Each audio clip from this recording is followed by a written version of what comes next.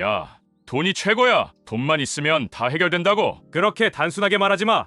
돈 많아도 병원 신세 치면 무슨 의미가 있어? 그럼 건강하면 뭐하냐? 돈 없으면 병원비는 어떻게 내고 생활은 어떻게 할 건데? 너는 돈이 있으면 건강이 저절로 따라온다고 생각하냐? 적어도 돈 있으면 좋은 병원도 가고 비싼 보약도 먹고 간병인도 둘 수 있잖아. 웃기고 있네. 병원에 돈 퍼붓는 것보다 평소에 건강을 관리하고 지키는 게 낫지. 그래봤자 나이 들면 다 아프게 돼 있어. 그때 돈 없으면 무슨 수로 버티냐? 야, 내 말대로 돈이 많으면 다 해결된다고 쳐.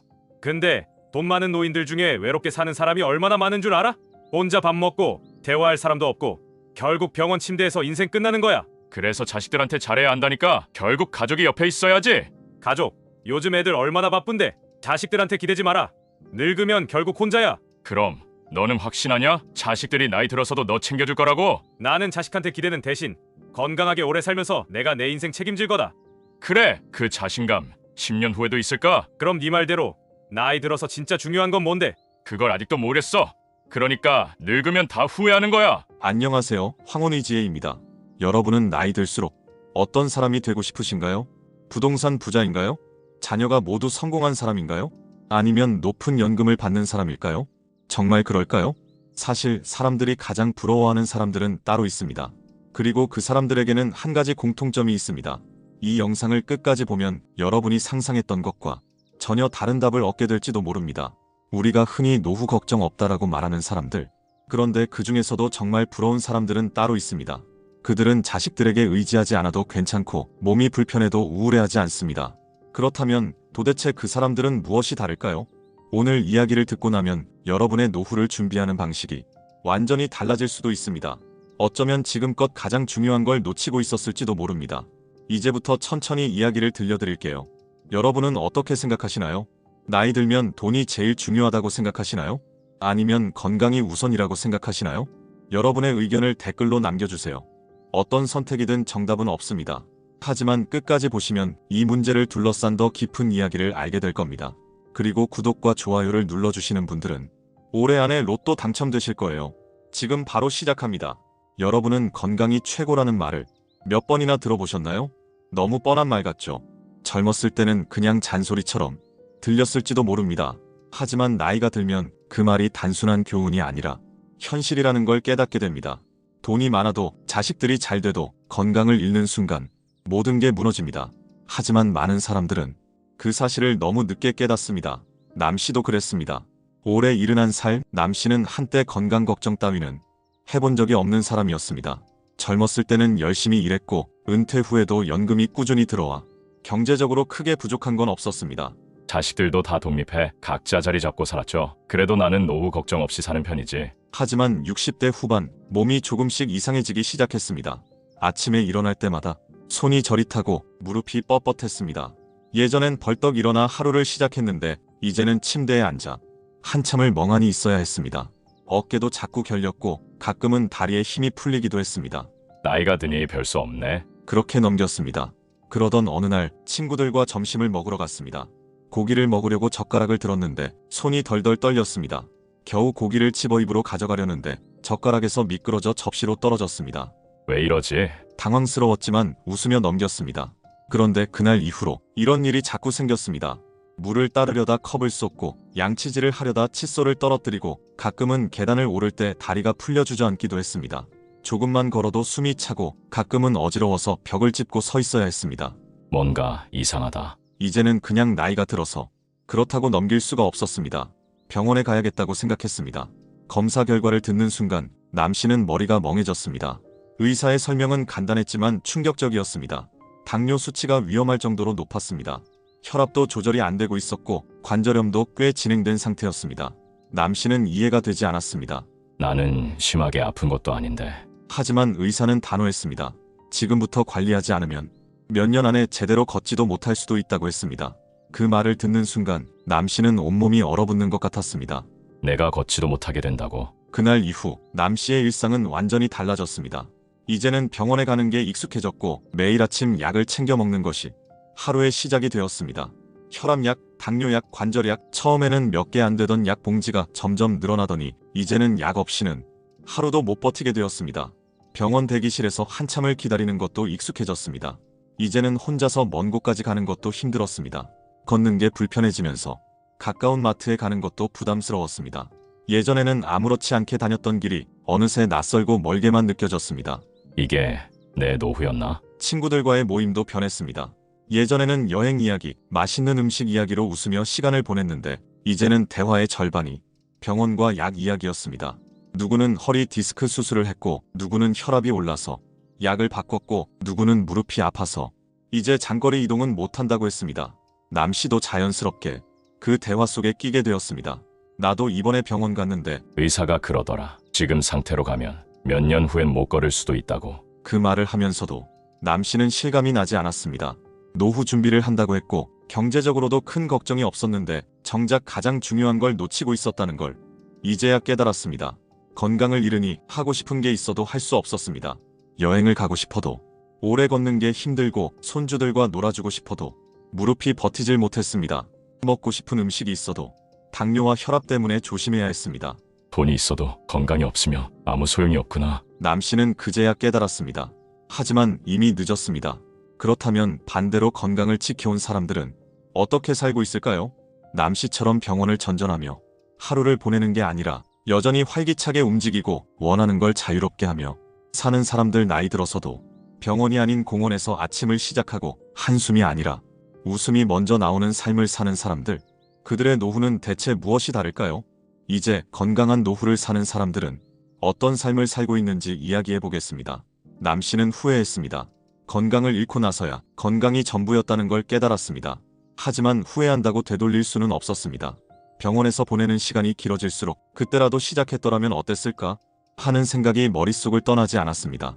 그런데 남씨와는 전혀 다른 노후를 보내는 사람들이 있었습니다. 그들은 나이 들어서도 여전히 활기차게 움직이고 웃으며 하루를 보내고 있었습니다. 그중 한 사람이 박씨였습니다. 올해 72살 박씨는 젊었을 때부터 부지런한 사람이었습니다. 아무리 바빠도 몸을 움직이는 걸 게을리하지 않았고 은퇴 후에도 그 습관을 계속 유지했습니다. 하지만 그때는 몰랐습니다. 그 작은 습관들이 자신의 노후를 완전히 바꿔놓을 거라는 걸. 박씨의 하루는 아침부터 남씨와 달랐습니다. 오늘도 기분 좋게 시작해볼까? 아침 6시, 박씨는 침대에서 일어나 가볍게 기지개를 켰습니다. 몸이 개운했습니다. 무릎이 시큰거리거나 손이 저린 느낌도 없었습니다. 매일 아침 30분씩 걷는 게 습관이었습니다. 동네 공원을 한 바퀴 돌면서 가볍게 몸을 풀었습니다. 바람이 상쾌했고 새소리가 들렸습니다. 아침 공기가 이렇게 좋은데 왜 누워서 시간을 버려? 그렇게 걷고 나면 하루가 훨씬 가벼워졌습니다. 아침 운동이 끝나면 집 앞 작은 텃밭으로 갔습니다. 박씨는 60대 후반부터 텃밭 가꾸기를 시작했습니다. 그 나이에 무슨 농사냐고 주변에서 그렇게 말했지만 박씨는 신경 쓰지 않았습니다. 오히려 흙을 만지고 식물들이 자라는 걸 보는 게 즐거웠습니다. 그렇게 몸을 움직이다 보니 어느새 허리 통증도 줄어들고 몸이 더 가벼워지는 걸 느꼈습니다. 텃밭에서 직접 키운 채소로 식사를 준비하면서 자연스럽게 건강한 식습관도 자리 잡았습니다. 건강한 음식을 먹으니까 몸도 훨씬 좋아지네. 박씨는 그렇게 건강을 관리하고 있었습니다. 무엇보다도 박씨는 외롭지 않았습니다. 건강하니 사람들을 만나는 게 부담스럽지 않았습니다. 몸이 아프면 나가기조차 귀찮아지고 결국 집에 틀어박혀 지내게 되지만 박씨는 달랐습니다. 손주들이 놀러오면 함께 뛰어놀 수도 있었고 친구들과도 자주 만났습니다. 때로는 아내와 여행을 가기도 했고 새로운 취미를 배우는 것도 망설이지 않았습니다. 그렇게 하루하루를 바쁘게 즐겁게 보냈습니다. 그런 박씨를 보고 친구들은 물었습니다. 너는 나이 들어서도 어떻게 그렇게 활기차냐? 박씨는 웃으며 대답했습니다. 매일 조금씩 움직이고 건강한 습관을 만들었을 뿐이야. 하지만 그 작은 습관들이 박씨의 노후를 완전히 바꿔놓았습니다. 그렇다면 어떻게 해야 박씨처럼 건강한 노후를 보낼 수 있을까요? 한편 박씨처럼 건강을 지키며 활기찬 노후를 보내는 사람이 있는가 하면 겉으로 보기엔 부족함 없이 사는 것처럼 보이지만 마음 한구석이 답답한 사람들도 있습니다. 그들은 돈이 없는 게 아닙니다. 통장에는 돈이 있지만 자기 돈처럼 쓰지 못하는 사람들. 장씨도 그중 한 사람이었습니다. 올해 68, 남편이 공무원으로 퇴직하면서 연금이 꾸준히 나오고 있었고 생활비 걱정을 하며 살지는 않았습니다. 친구들 눈에는 경제적으로 안정된 삶을 사는 것처럼 보였습니다. 하지만 장씨는 늘 불편함을 느꼈습니다. 왜일까요? 장씨가 한 달에 쓸 수 있는 돈은 정해져 있었습니다. 남편이 생활비를 주고 용돈을 따로 정해줬습니다. 처음에는 크게 불편할 게 없다고 생각했습니다. 어차피 남편이 벌어온 돈이고 생활비도 충분히 주니까 필요할 때 말하면 된다고 여겼습니다. 그런데 시간이 지나면서 작은 불편함이 쌓이기 시작했습니다. 어느 날 장 씨는 시장에서 예쁜 스카프를 발견했습니다. 손끝으로 부드러운 촉감을 느끼며 거울을 비춰봤습니다. 색깔도 잘 어울렸고 가격도 크게 부담되는 수준이 아니었습니다. 하지만 장 씨는 한참을 고민했습니다. 장바구니 안에 이미 생필품이 몇 개 들어 있었고 다음 주에 친구들과 점심 약속도 있었습니다. 용돈을 받는 입장에서 이 스카프를 사는 게 괜찮을까 하는 생각이 들었습니다. 결국 장 씨는 다시 스카프를 내려놓았습니다. 굳이 없어도 되는 거잖아. 가게를 나서는 발걸음이 가벼울 줄 알았지만 이상하게도 마음 한구석이 씁쓸했습니다. 친구들과의 모임에서도 비슷한 일이 반복됐습니다. 식당에서 메뉴판을 볼 때면 자연스럽게 제일 저렴한 메뉴부터 눈에 들어왔습니다. 함께 후식을 추가로 주문하자는 말이 나올 때면 난 그냥 커피만 마실게. 라고 자연스럽게 말을 돌렸습니다. 여행 이야기가 나올 때도 마찬가지였습니다. 이번 봄에는 일본 온천 여행 어때? 장 씨는 순간 머릿속으로 여행 경비를 계산했습니다. 항공권, 숙박비, 식비 한 사람당 100만 원 정도는 필요해 보였습니다. 남편에게 말하면 보내주지 않을까 싶었지만 쉽게 입이 떨어지지 않았습니다. 집으로 돌아오는 길 친구들이 신나게 나누던 대화가 계속 떠올랐습니다. 사진을 찍고 맛있는 음식을 먹고 멋진 풍경을 감상하는 모습이 그려졌습니다. 하지만 정작 자신은 그 여행 속에 없었습니다. 여행은 그렇다 쳐도 일상에서도 장 씨는 점점 더 위축되는 기분이 들었습니다. 백화점에 가도 사고 싶은 물건을 발견해도 먼저 필요한 걸까? 라는 생각이 들었습니다. 이런 고민이 쌓이다 보니 결국 무엇을 하고 싶다는 생각 자체를 멈추게 되었습니다. 그냥 있는 걸로 만족해야지. 그렇게 스스로를 설득하면서도 속에서는 이상한 답답함이 커져갔습니다. 돈이 없는 게 아니었습니다. 그저 자신이 직접 번 돈이 아니라는 이유로 늘 허락을 받아야 하는 입장이 불편했던 것입니다. 그러던 어느 날 장 씨는 평소처럼 생활비를 정리하다가 문득 손을 멈췄습니다. 지금까지 매달 남편이 주는 돈을 받았으면서 한 번이라도 내 힘으로 번 돈을 쓴 적이 있었던가? 생각해보면 결혼 후부터 줄곧 비슷한 생활이었습니다. 남편이 생활비를 주고 용돈을 따로 주고 장 씨는 그 안에서 돈을 관리하며 살았습니다. 경제적으로 크게 부족한 것은 없었지만 정작 자신이 직접 결정할 수 있는 돈은 없었습니다. 그래서 물건 하나를 사더라도 신중해야 했고 큰 돈이 드는 일은 항상 남편과 상의해야 했습니다. 장 씨는 가만히 앉아 지갑을 열었습니다. 한 달에 쓸 수 있는 돈이 딱 정해져 있는 현실이 갑자기 너무 갑갑하게 느껴졌습니다. 오래전 친구가 했던 말이 떠올랐습니다. 내 돈을 내가 못 쓰는 게 제일 답답한 거야. 그때는 그냥 웃어넘겼는데 이제야 그 말이 제대로 와닿았습니다. 그날 밤 장 씨는 친구들이 보내온 여행 사진을 가만히 바라봤습니다. 밝게 웃고 있는 얼굴들, 예쁜 카페에서 마신 커피, 온천에서 몸을 담그고 여유를 즐기는 모습들, 그 모습을 보면서 문득 이런 생각이 들었습니다. 나는 언제까지 이렇게 살아야 할까? 스스로 결정할 수 없는 삶. 가끔 친구들을 만나고 남편이 주는 돈으로 생활하고 여행 한 번 가려면 허락을 받아야 하는 현실. 그게 너무 답답했습니다. 그날 밤 장 씨는 쉽게 잠들지 못했습니다. 이대로 나이 들면 나는 계속 이렇게 살아야 할까? 그리고 그 고민은 장 씨의 인생을 바꾸는 계기가 되었습니다. 그렇다면 경제적으로 독립한 사람들은 어떻게 살고 있을까요? 장 씨처럼 누군가의 허락을 받을 필요 없이 필요한 걸 고민 없이 결정할 수 있는 사람들. 그들은 장 씨와 무엇이 다를까요? 이제 경제적 자립을 이룬 사람들의 이야기를 해보겠습니다. 장 씨는 깨달았습니다. 돈이 없는 게 아니었습니다. 스스로 결정할 수 없는 것이 문제였습니다. 자신이 직접 번 돈이 아니라서 항상 허락을 받아야 하고 용돈을 아껴 써야 하고 때로는 원하는 걸 포기해야 했습니다. 이런 생활이 언제까지 계속될까? 그리고 이대로 나이가 들면 앞으로도 똑같은 고민을 해야 하는 걸까? 그런데 장 씨와는 정반대의 삶을 사는 사람이 있었습니다. 올해 일은 최 씨는 경제적으로 완전히 독립한 상태였습니다. 누구에게 허락받을 필요도 없고 용돈을 신경 쓰지도 않았습니다. 필요하면 쓰고 가고 싶으면 가고 사고 싶으면 샀습니다. 그리고 무엇보다도 돈을 쓸 때 마음이 편했습니다. 최 씨가 젊을 때부터 부자가 아니었음에도 노후에 이렇게 자유로운 삶을 살 수 있었던 이유는 무엇이었을까요? 최 씨는 50대까지 평범한 직장인이었습니다.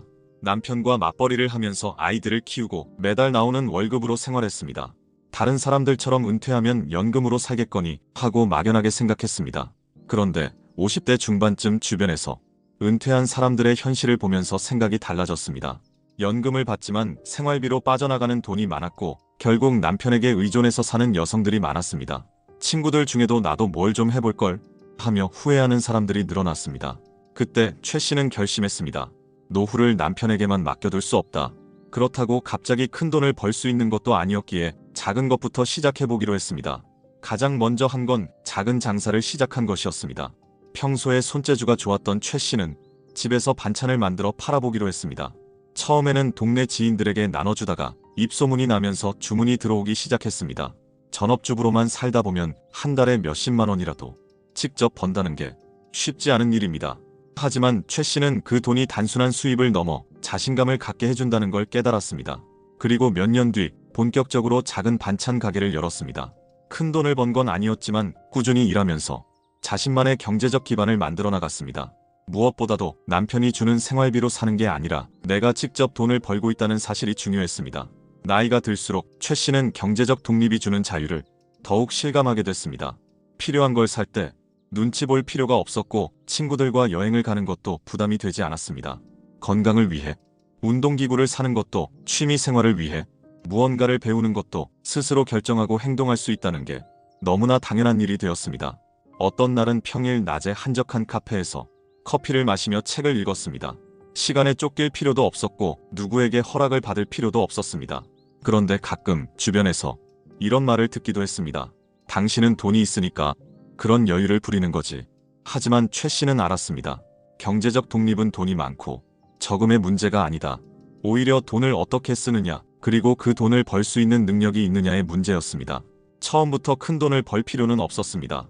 하지만 내가 직접 돈을 벌어본 경험이 있느냐 없느냐가 노후의 자유를 결정짓는다는 걸 깨달았습니다. 어느 날 최 씨는 동네 카페에서 오랜만에 친구들을 만났습니다. 비슷한 나이의 친구들은 하나같이 돈은 있어도 마음대로 못 쓰는 고민을 하고 있었습니다. 누구는 남편이 관리하는 연금 안에서 용돈을 받아 쓰고 있었고 누구는 자식들이 생활비를 보태주지만 쓸 때마다 미안한 마음이 들었습니다. 그 이야기를 듣던 최 씨는 조용히 커피를 마시며 창밖을 바라봤습니다. 그리고 혼자 생각했습니다. 내가 50대에 결심하지 않았다면 나도 저렇게 살고 있었을까? 문득 지금까지 살아온 길이 떠올랐습니다. 처음 반찬을 만들어 팔던 날, 작은 가게를 열었던 순간, 그리고 매달 스스로 번 돈으로 생활하면서 느꼈던 자유로움까지 그제야 깨달았습니다. 경제적 독립이란 결국 스스로 선택할 수 있는 삶을 의미한다는 것을, 그리고 그 자유를 갖기 위해선 단순히 돈을 모으는 것만으로는 충분하지 않다는 것도 말이죠. 최 씨는 경제적으로 독립한 덕분에 누구의 눈치도 보지 않고 원하는 삶을 살고 있었습니다. 하지만 돈만 있다고 노후가 행복한 것은 아니었습니다. 주변을 둘러보면 경제적으로 부족함은 없어도 외롭다고 느끼는 사람들이 많았습니다. 특히 평생을 자식에게 모든 걸 바친 부모들. 이 씨도 그런 사람이었습니다. 올해 69. 이 씨는 자식에게 줄 수 있는 건 모두 줬다고 생각했습니다. 어릴 때부터 학원비를 아끼지 않았고 대학 등록금도 당연히 부모가 부담해야 한다고 여겼습니다. 자식이 결혼할 때는 적금을 깨서 보태줬고 집을 장만할 때는 퇴직금 일부까지 보탰습니다. 그때는 우리 아이가 잘 사는 게 곧 내 행복이라고 믿었습니다. 그런데 몇 년이 지나고 보니 자식은 잘 살고 있지만 정작 자신은 외로워지고 있었습니다. 이 씨는 하루 일과가 단조로웠습니다. 아침에 눈을 뜨면 TV를 켰고 뉴스를 보면서 혼자 식사를 했습니다. 별다른 일정이 없으니 하루의 대부분을 TV 앞에서 보내게 됐습니다. 드라마를 보고 있으면 시간이 빨리 가는 것 같았지만 문득 정신을 차리면 집안이 조용했습니다. 자식들이 출가한 후 집은 점점 적막해졌습니다. 자식들이 처음 독립했을 땐 자주 연락이 왔습니다. 엄마, 밥은 챙겨 드셨어요? 이번 주말에 내려갈게요. 그런 말들을 들을 때마다 그래, 우리 애들은 다르지 라고 생각했습니다. 하지만 시간이 지나면서 연락이 뜸해졌습니다. 처음엔 일주일에 한 번 오던 전화가 한 달에 한두 번으로 줄었습니다.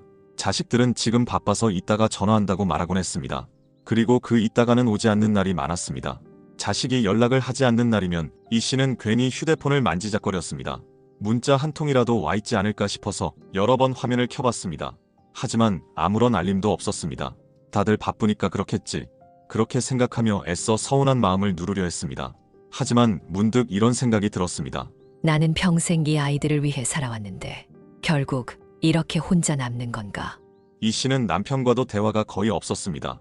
남편은 은퇴 후에도 자기 할 일만 했습니다. 아침에 일어나면 신문을 펼쳐들었고 오후에는 동네 사람들과 바둑을 두러 갔습니다. 저녁을 먹을 때도 각자 TV를 보면서 식사를 했고 대화는 짧았습니다. 반찬 맛이 괜찮네. 그게 전부였습니다. 이 씨는 남편과 함께 살고 있었지만 마치 혼자 사는 것 같았습니다. 그렇게 하루, 이틀, 그리고 몇 년이 흘렀습니다. 그러던 어느 날 이 씨는 우연히 오랜만에 만난 친구 강 씨 부부를 보게 되었습니다. 강 씨 부부는 자식들이 독립한 후에도 부부 관계를 유지하며 지내고 있었습니다. 강 씨는 남편과 함께 매주 등산을 다녔고 새로운 취미도 함께 찾고 있었습니다. 우리 이제부터라도 둘만의 시간을 즐기자. 그렇게 말하며 강 씨 부부는 자녀가 독립한 후에도 각자의 삶을 유지하면서도 함께하는 방법을 찾아가고 있었습니다. 이 씨는 그 모습을 보며 생각했습니다. 나는 자식들에게 모든 걸 줬지만 결국 내 곁에 남은 사람은 남편뿐이었구나. 그런데 남편과의 관계는 이미 너무 멀어진 것 같았습니다. 그 순간 이 씨는 깨달았습니다. 부부가 가장 오래 함께하는 가족이다. 그렇다면 어떻게 하면 부부 관계를 돈독히 하면서 노후를 보낼 수 있을까요? 강 씨 부부는 3가지 원칙을 지켜왔다고 했습니다. 첫째, 부부끼리만의 시간을 만든다. 자식이 독립한 후에도 부부가 함께할 시간을 계획했습니다. 일주일에 한 번은 같이 외출을 하고 매일 저녁 30분이라도 대화를 나누려고 했습니다. 둘째, 새로운 취미를 함께 찾는다. 강 씨 부부는 등산을 시작하면서 관계가 더 가까워졌습니다. 처음에는 힘들었지만 함께 산을 오르며 자연스럽게 대화가 늘어났습니다. 취미를 공유하는 것은 부부 관계를 유지하는데 중요한 역할을 했습니다. 셋째, 서로에게 관심을 갖는다. 오랜 시간 함께 살다 보면 상대방이 늘 곁에 있는 존재처럼 느껴집니다. 하지만 강 씨 부부는 매일 서로에게 관심을 가지려고 노력했습니다. 오늘 어땠어? 밥은 뭐 먹고 싶어? 이런 사소한 대화들이 쌓이면서 부부 관계는 더 단단해졌습니다. 이 씨는 친구 강 씨의 이야기를 듣고 나서야 자신이 너무 오랜 시간 자식에게만 집중했다는 걸 깨달았습니다. 그리고 남편과의 관계를 회복하기 위해 작은 변화부터 시작하기로 했습니다. 당신, 이번 주말에 시간 어때? 남편이 신문을 넘기며 고개를 들었습니다. 왜? 같이 시장이나 다녀올까 했어. 오랜만에 마시는 거 좀 해 먹으려고. 남편은 의외라는 듯 잠시 이 씨를 바라보다가 고개를 끄덕였습니다. 그래, 같이 가자. 그렇게 작은 대화가 시작됐습니다. 몇십 년을 함께 살아온 사이지만 다시 친해지는 건 늦지 않았습니다. 그리고 이 씨는 문득 이런 생각이 들었습니다. 자식들에게 다 주는 게 부모의 역할이라고만 생각했는데 정작 내 곁에 오래 남아있는 사람은 남편이었구나. 그동안 소홀했던 부부관계를 다시 회복할 수 있다면 앞으로 남은 노후는 더 따뜻하지 않을까? 그제야 조금씩 TV를 보는 시간이 줄어들기 시작했습니다. 이 씨는 뒤늦게 남편과의 관계를 회복하며 자신의 삶을 다시 돌아보기 시작했습니다. 자식들에게 모든 걸 쏟아붓고 난 후에야 가장 오래 남는 건 부부라는 걸 깨달았습니다. 하지만 그것만으로는 충분하지 않았습니다. 주변을 둘러보니 나이 들어도 여전히 활기차고 자신감 넘치는 사람들이 있었습니다. 그들에게는 한 가지 공통점이 있었습니다. 외모를 가꾸고 있었다는 것. 조 씨는 그것을 전혀 신경 쓰지 못한 사람이었습니다. 올해 74살, 조 씨는 은퇴 후부터 외모 관리에 거의 손을 놓고 살았습니다. 젊었을 때는 출근하면서 옷도 깔끔하게 챙겨 입었고 머리도 정리하고 다녔지만 이제는 어디 갈 일도 없으니 대충 입고 다니게 되었습니다. 이 나이에 꾸며서 뭐해? 그렇게 생각하며 살다 보니 어느새 거울을 보는 일도 줄어들었습니다. 어느 날 오랜만에 친구들과 모임이 있었습니다. 식당에 도착해 자리에 앉았는데 문득 주위를 둘러보다가 자신만 유독 초라해 보인다는 느낌이 들었습니다. 친구들은 단정한 옷을 입고 있었고 머리도 깔끔하게 손질되어 있었습니다. 반면 조 씨는 늘어지고 색이 바랜 셔츠를 걸치고 있었습니다. 어깨는 구부정했고 얼굴엔 피곤한 기색이 역력했습니다. 그 순간 나만 더 늙어 보이는 게 아닐까? 하는 생각이 스쳤습니다. 그런데 그게 단순한 기분 탓이 아니었습니다. 친구들이 대화를 나누는 동안 조 씨는 점점 위축되는 걸 느꼈습니다. 자신이 이야기할 때는 분위기가 금방 지나가고 친구들의 반응도 어딘가 예전 같지 않았습니다. 내가 원래 이렇게 존재감이 없었나? 그날 집으로 돌아오는 길, 조 씨는 쇼윈도에 비친 자신을 무심코 바라보았습니다. 흰머리가 덥수룩했고 얼굴에는 기운이 없어 보였습니다. 한숨이 나왔습니다. 언제부터 이렇게 늙어버린 걸까?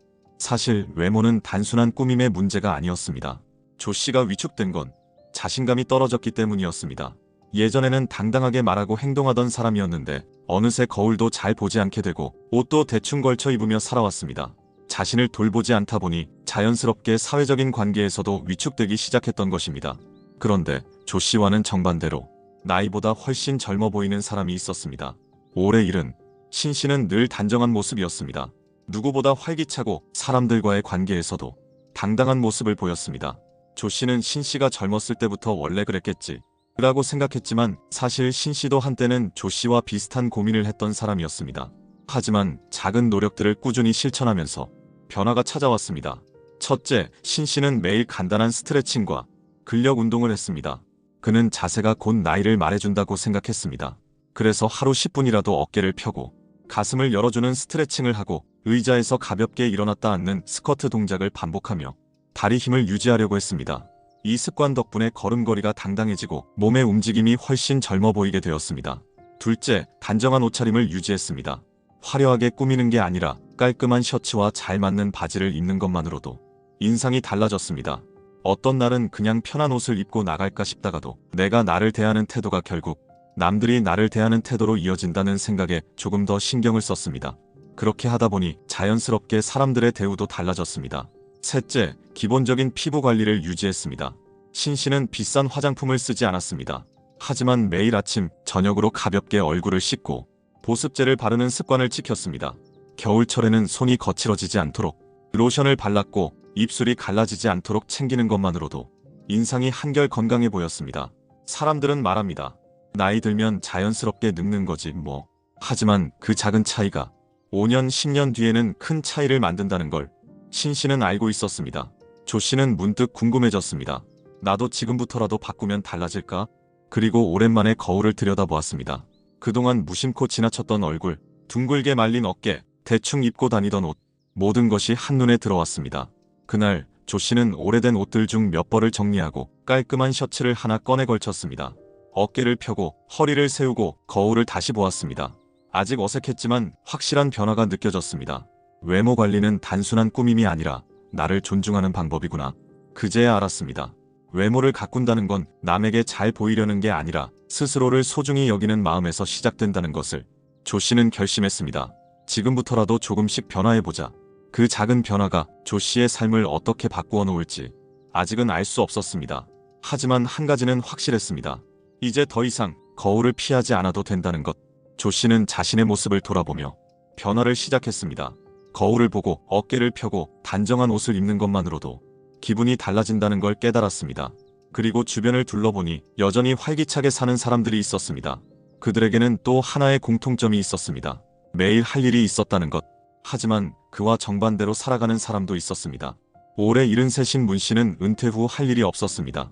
아침에 눈을 뜨면 TV를 켰고 식사를 하고 나면 다시 TV 앞에 앉았습니다.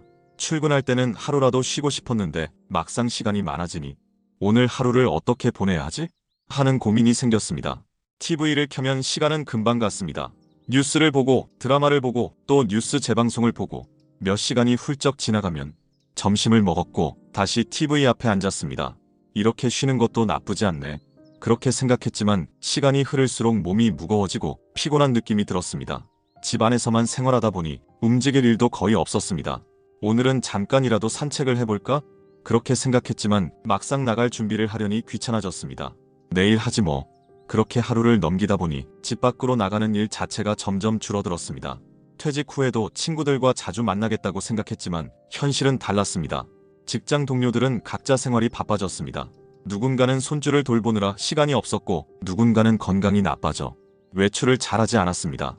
전화라도 해볼까 싶었지만 괜히 외로운 사람처럼 보일까봐 그런 생각이 들어 망설여졌습니다. 그렇게 연락하는 횟수도 점점 줄어들었습니다. 다들 바쁘겠지.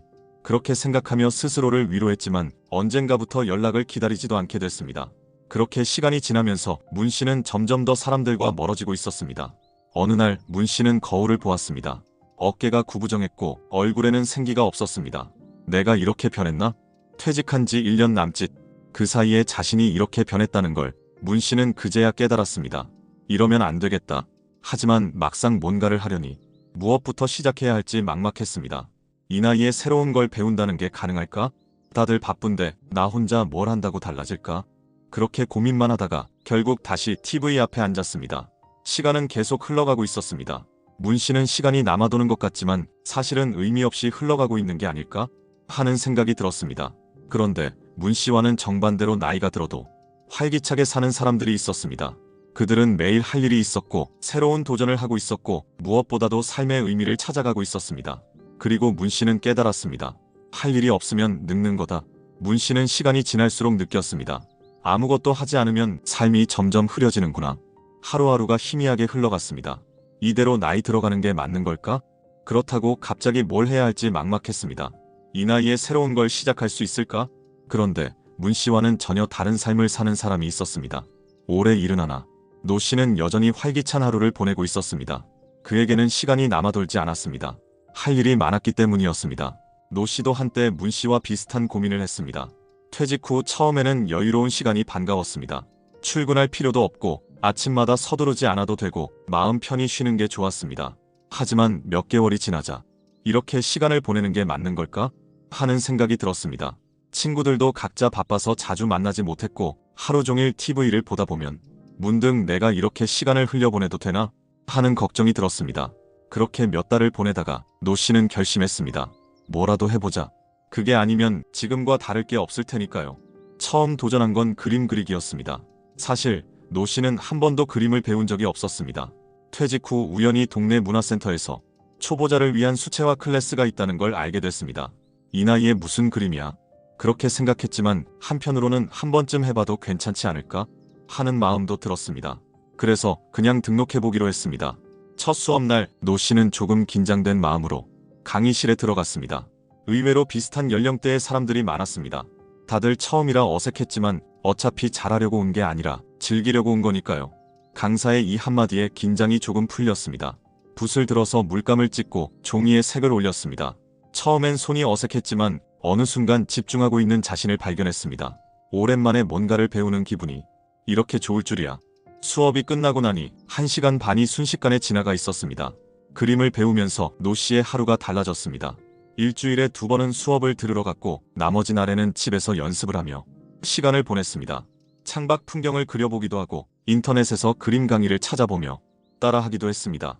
무엇보다도 혼자 있는 시간이 더 이상 무료하지 않았습니다. 오늘은 어떤 그림을 그려볼까? 그런 생각을 하는 것만으로도 하루가 즐거워졌습니다.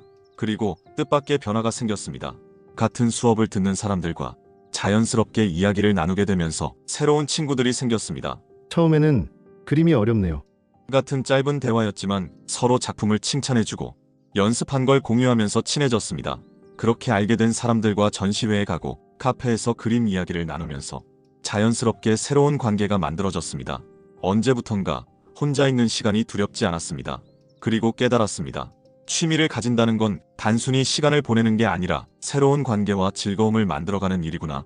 몇 년 후 노 씨는 동네 작은 전시회에 그림을 출품하게 됐습니다.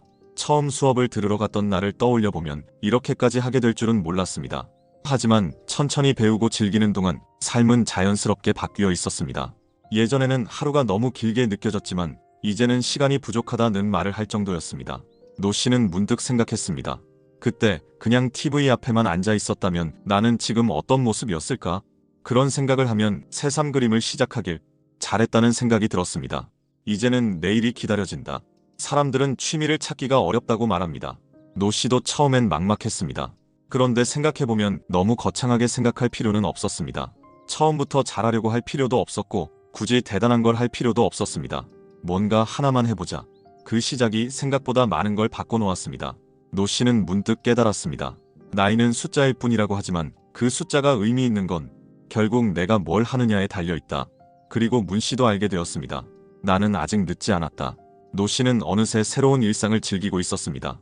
아침이면 오늘 그릴 그림을 고민했고 가끔은 전시회에 가서 다른 사람들의 작품을 보며 영감을 얻었습니다. 이제는 내일이 기다려진다. 그렇게 생각한 게 얼마만이었을까?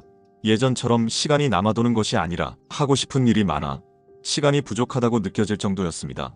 그리고 문 씨도 변했습니다. 한때는 하루 종일 TV만 보던 날들이 많았지만 이제는 새로운 것을 배우는 기쁨을 알게 되었습니다. 그리고 주변을 둘러보면 나이가 들어도 여전히 활기차고 사람들에게 부러움을 받는 이들이 있었습니다. 그들의 공통점을 정리해보면 이렇습니다. 첫째, 건강한 사람이었습니다. 몸이 건강해야 무언가를 하고 싶어지고 자신감이 생기고 사람들과 어울릴 힘이 생깁니다. 누군가는 나이가 드니 어쩔 수 없다고 하지만 건강을 유지하는 사람들은 지금부터라도 몸을 돌봐야 한다고 생각했습니다. 그 차이가 10년, 20년 뒤에 완전히 다른 노후를 만들었습니다. 둘째, 경제적으로 독립한 사람이었습니다. 많은 돈을 벌 필요는 없었습니다. 하지만 자신이 원하는 걸 결정할 수 있는 경제적 자유가 있어야 더 이상 누군가의 허락을 받을 필요가 없었습니다. 그 자유를 가진 사람들은 자신이 가고 싶은 곳에 가고 배우고 싶은 것을 배우며 살아가고 있었습니다. 셋째, 부부 관계를 소중히 여기는 사람이었습니다. 자식들은 언젠가 독립하지만 부부는 가장 오래 함께하는 가족입니다. 그 사실을 일찍 깨달은 사람들은 자녀에게 모든 걸 쏟아붓기보다 함께 늙어갈 배우자를 더 소중히 여겼습니다. 그리고 그들은 나이가 들어도 외롭지 않았습니다. 넷째, 자신을 돌보는 사람이었습니다. 외모 관리는 단순히 꾸미는 것이 아니라 스스로를 존중하는 태도였습니다. 거울 속 자신의 모습에 만족하는 사람들은 더 당당해졌고 주변에서도 더 긍정적인 에너지를 받을 수 있었습니다. 그 작은 차이가 사람들이 대하는 태도를 바꿨고 결국 삶을 바꿔놓았습니다. 다섯째, 하고 싶은 일이 있는 사람이었습니다. 나이가 들수록 할 일이 없으면 시간이 남아도는 것이 아니라 의미 없이 흘러가게 됩니다. 취미를 가진 사람들은 하루하루가 지루하지 않았고 새로운 사람들을 만나며 노후를 더 활기차게 보낼 수 있었습니다. 그들은 내일이 기다려졌습니다. 이 5가지를 갖춘 사람들은 나이가 들어도 부러움을 받는 사람이었습니다. 그리고 그들의 노후는 우연이 아니라 준비한 사람들만이 얻을 수 있는 삶이었습니다. 노후의 행복은 준비하는 사람에게만 찾아옵니다. 지금부터라도 준비한다면 10년 후, 20년 후의 모습은 완전히 달라질 것입니다. 여러분은 나이 들어 어떤 사람이 되고 싶으신가요? 댓글로 여러분들의 소중한 생각을 공유해주세요.